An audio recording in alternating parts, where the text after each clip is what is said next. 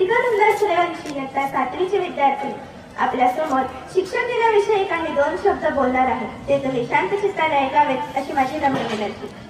शिक्षण दिनाचे महत्त्व जगात खूप मोठे आहे.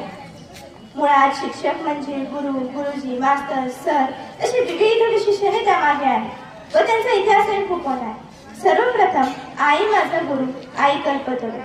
आई माझा गुरु, आई कल्पतरू, सौख्याचा सा गुरु, आई माझी, असे वर्णन एका प्रसिद्ध कवीने केलेले आहे व ते तंतोतंत खरे आहे.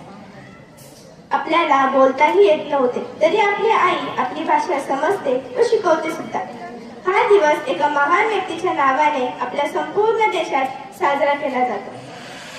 ते एक हाडाचे शिक्षक होते. ते म्हणजे डॉक्टर सर्वपल्ली राधाकृष्ण. एक शिक्षक ते देशाचे राष्ट्रपती या सर्वोच्च पदावर जाण्याचा त्यांचा प्रवास खूप खडतर होता.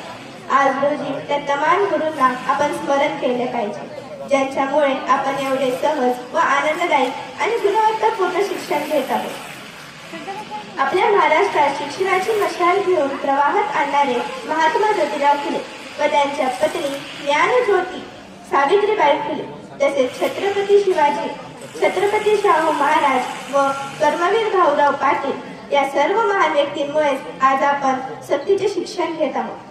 गुरुविना ज्ञान नाही. आयुष्यात आपण कितीही मोठे झाले तरी गुरु इतके मोठे आपण कधीच होऊ शकणार नाही. ज्ञानेश्वर महाराज त्यांच्या हरिपाठात म्हणतात की भावे विन देव नकळेनी संदेह, भावे विन देव नकळेनी संदेह, गुरु विना अनुभव कैसा कर. म्हणजे की कोणतेही ज्ञान हे आपण गुरु विना घेऊ शकत नाही. गुरुजी तुम्ही होतात म्हणून, गुरुजी तुम्ही होतात म्हणून तुम्ही पेरले अक्षरांचे बीज म्हणून फुलले विचारांचे पीक, म्हणून फुलले विचारांचे पीक आणि बहरला शब्दांचा मळा, राहिलो खंबीरपणे उभा शोषून झळा, शोषून झळा. तेव्हा मला आतापर्यंत लाभलेल्या सर्व आदरणीय गुरूंना अभिवादन करून मी माझे 2 शब्द संपविते. जय हिंद, जय महाराष्ट्र. धन्यवाद.